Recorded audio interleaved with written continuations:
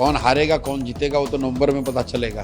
Just because कि आप चुनाव जीत रहे हैं या सत्ता में हैं, इसका मतलब ये नहीं है कि आप जो कहेंगे वही सही है। कि इलेक्शन कमीशन जिस तरीके से काम कर रहा है वो निश्चित तौर पर लोगों को ऐसा लगता है कि election commission Bharatiya Janata party का या सत्तारूढ़ दल की मदद करने की कोशिश कर रहा है। बिहार के 30-40 लाख लोग जो दिवाली छठ में यहाँ आएंगे वो कोई भी वोट नहीं कर पाएगा। हमारे लिए ओवैसीउद्दीन ओवैसी बिहार में ओवैसी साहब कोई फैक्टर नहीं है।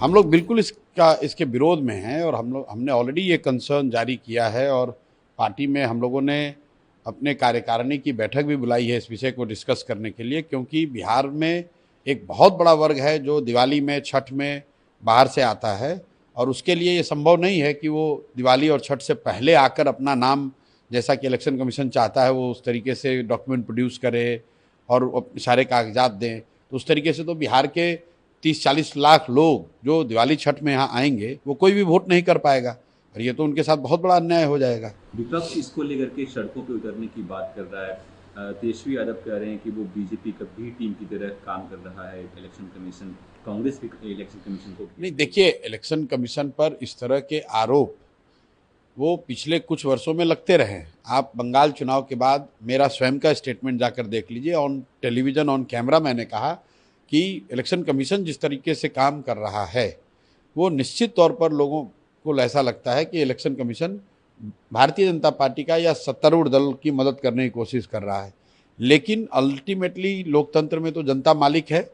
जो इलेक्शन कमीशन बिहार में करने की कोशिश कर रहा है, इससे बहुत बड़ा क्योस यहाँ पर क्रिएट हुआ है और हम लोग सारे रास्ते, सड़क पर उतरना है, इलेक्शन कमीशन से मिलना है, कोर्ट में जाना है, ये सारे रास्ते हम लोग एक्सप्लोर कर रहे हैं। पर 7 तारीख को हम लोग की कार्यकारिणी के इस विषय पर बैठक भी बुलाई गई है, उस पर निर्णय लेंगे और उसके बाद आगे उस कार्रवाई करी जाएगी। सत्ता में बैठे हैं एनडीए के तमाम, चाहे वो चिराग पासवान हो, बीजेपी हो, ये कह रहे हैं कि लोग तो अभी से हार मान गए, ब्लेम गेम कर रहे हैं। नहीं, देखिए, कोई ब्लेम गेम की बात नहीं है।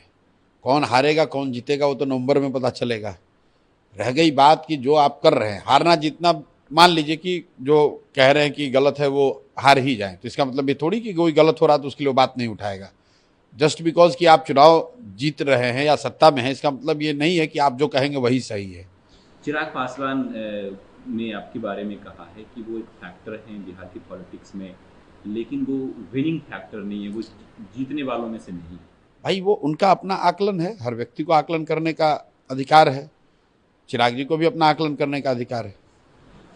असदुद्दीन ओवैसी बिहार की पॉलिटिक्स में इंटरेस्ट ले रहे हैं। वो उन्होंने जो यहाँ पे महागठबंधन है, तमाम जो घटक दल हैं, उनको लेटर लिखा है कि हमें आप अपने में शामिल कीजिए ताकि जो सेकुलर वोट है उसका बंटवारा ना हो और बीजेपी को रोका जा सके।